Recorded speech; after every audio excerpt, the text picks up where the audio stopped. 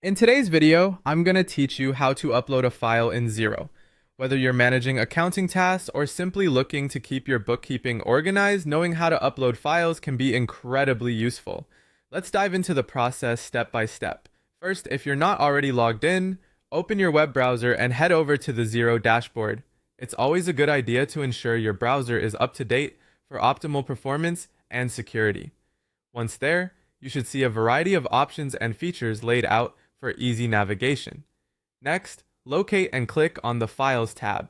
This is typically found in the main menu. The Files section is a centralized space within Xero where you can store and organize various documents related to your business finances. It includes anything from invoices to receipts, which are critical for maintaining accurate financial records. Once you're in the Files area, look out for an option that says Upload File.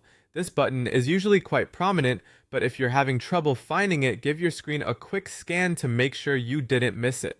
Clicking on Upload File is where the actual process of adding your documents into the Xero system begins. Now, a dialog box will pop up, allowing you to choose the file you want to upload. Make sure the file is saved on your computer and that it's in a format supported by Xero, such as PDF, JPG, or PNG.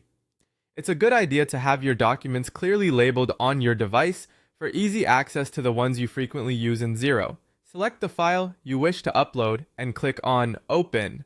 This action will begin the upload process. While the file uploads, you'll see a progress indicator. Most uploads are quick, but the actual speed can depend on the size of the file and the strength of your internet connection. If it seems to be taking longer than expected, a good troubleshooting step is to check your internet connection. Once uploaded, the file will appear in your Xero file library. From here, you can categorize it, attach it to transactions, or leave it stored as a backup. Remember, the ability to attach files directly to invoices or receipts within Xero can save you time when referencing financial documents later. And there you have it. You've successfully uploaded a file into Xero.